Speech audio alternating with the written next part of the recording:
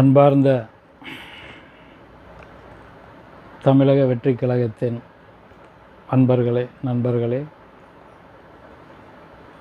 தமிழக வெற்றி கழகத்திற்கு வாக்களித்து தளபதியை முதலமைச்சராக்கிய சொந்தங்களே, உங்கள் அனைவருக்கும் அன்பேகலம் அருள்வாக்கு சித்தர் பீடம் ஈரோட்டிலிருந்து முதற்கண் நன்றி கலந்த வணக்கத்தை தெரிவித்துக் கொள்கிறேன்.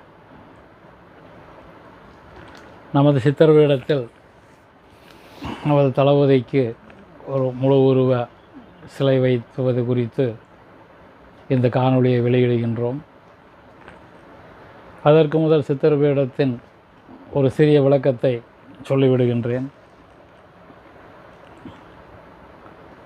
குறிஞ்சி மலையும் மலை சார்ந்த இடமும் சாரும், முல்லை காடும் காடு சார்ந்த இடமும் சாரும், மருதம் வயலும் வயல் சார்ந்த இடமும் சார்ந்தது, நெய்தல் கடலும் கடல் சார்ந்த இடமும் சார்ந்தது, பாலை மணலும் மணல் சார்ந்த இடமும் சார்ந்தது ஆகிய 5 நிலம் குறித்த செயல்பாடு குறித்து ஆராயப்படும் ஆசிரமம்.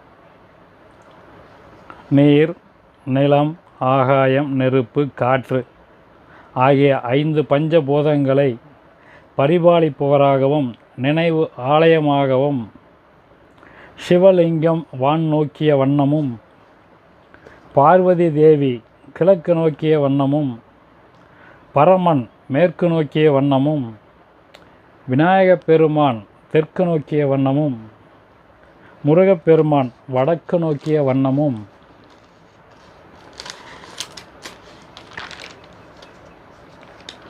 திசை 4ஐயும் திக்கு 8ஐயும் வானமண்டலத்தையும் சிவபெருமானின் குடும்பம் ஆட்சி செய்வதாக ஆகம விதி பிரகாரம் உடல் ஒன்றாகவும் உருவம் 5ஆகவும் சிலை வடிவமைக்கப்பெற்ற திருத்தலம்தான் நமது ஈரோட்டில் அமைந்திருக்கும் அன்பே அகிலம் அருள்வாக்கு சித்தர் பீடம் வெள்ளோடு. முருகப்பெருமானும் அகத்தியரும் தேரையரும் சித்தர் பீடத்தில் அருவமாகவும் உருவமாகவும் காட்சி அளித்து கொண்டிருப்பதை உலகமக அதிசயமாக தினமும் நிகழ்ந்து கொண்டிருப்பது சித்தர் பீடத்தின் தனிச்சிறப்பு.